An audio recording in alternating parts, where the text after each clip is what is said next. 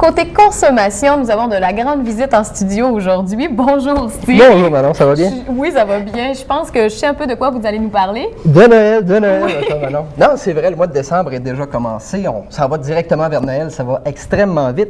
Ça va tellement vite qu'on se dit finalement qu'on ne voit pas le temps passer. Donc cette semaine, Manon, je fais un petit reportage sur Noël, mais j'ai acheté une petite montre pour être certain. Petite montre. Petite montre pour être certain d'arriver à temps. Je veux voir le temps passer, je veux le voir passer. Oui. Non, sérieusement, ce que je fais cette semaine dans mon reportage, je parle un petit peu des origines de Noël. Pourquoi le sapin de Noël? Pourquoi la boule de Noël? Donc, je trace un petit peu les origines de Noël, puis je vous parle aussi d'une petite boutique un petit peu originale. Bref, on peut peut-être regarder ce qui se Parce qu'il faut dire qu'on est habitué d'avoir le sapin de Noël, les boules de Noël, mais on ne sait pas toujours d'où ça vient. Il y a une raison à ça, justement, puis j'en parle un petit peu, parce que des fois, c'est assez surprenant d'où ça vient, toutes ces choses-là. Alors, vous nous avez préparé un reportage. On regarde ce qui suit. Oui. Ça y est, la course contre la montre est commencée. Les centres commerciaux sont pleins à craquer, la musique de Noël a commencé à tourner dans les stations de radio et les maisons s'illuminent de plus en plus, jour après jour. Bref, la féerie de Noël est arrivée. Oui, c'est vrai, la féerie de Noël est arrivée, mais vous, êtes-vous prêts?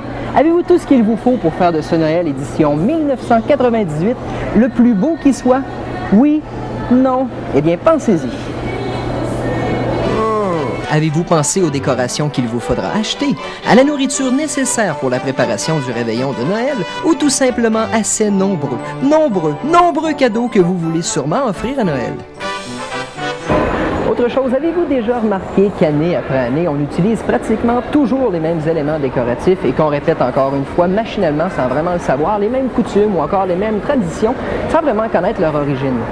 En fait, pourquoi utiliser un sapin de Noël? Pourquoi utiliser des décorations? Ou tout simplement, pourquoi utiliser la date du 25 décembre pour célébrer Noël?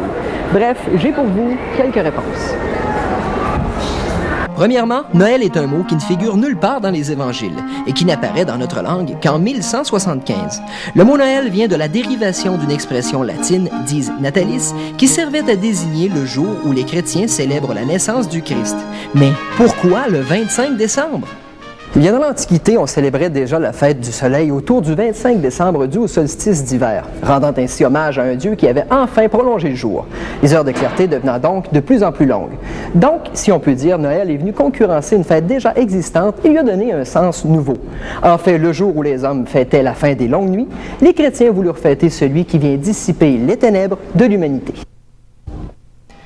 D'où vient l'arbre de Noël?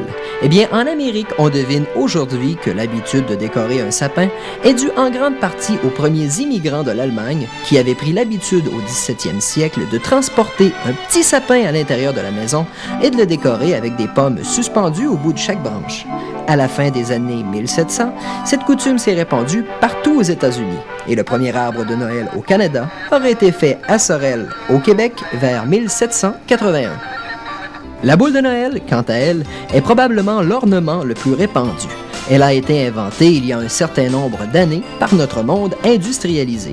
En fait, ces jolies petites boules de toutes sortes de couleurs ont été inspirées par les premiers arbres de Noël germaniques.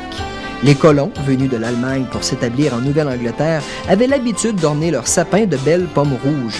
Les boules d'aujourd'hui nous rappellent donc ces premiers ornements, tout en ajoutant de l'éclat aux branches du sapin. En fait, les gens ont eu recours à toutes sortes d'objets pour orner le traditionnel sapin au cours des générations. Et aujourd'hui, ce n'est vraiment pas le choix qui manque.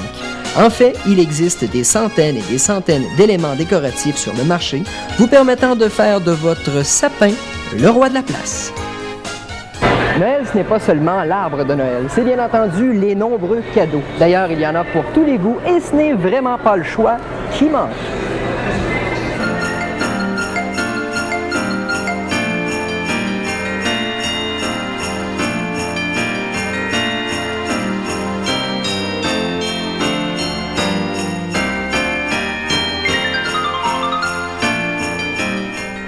Mais si toutefois vous ne savez toujours pas quoi offrir en cadeau à Noël et que vous cherchez une idée originale, eh bien passez faire un tour à la forfaiterie. En fait, comme son nom l'indique, ce commerce est spécialisé dans la vente de forfaits. On peut en effet se procurer pour un montant variant entre 25 et 500 $, soit entre autres des forfaits de ski, de restauration, de santé ou encore d'hébergement. De plus, ce qui est très original, c'est que ces forfaits, dont plus de 200 sont disponibles, sont vendus sous la forme d'un disque compact, à l'intérieur duquel toutes les informations concernant le forfait sont comprises.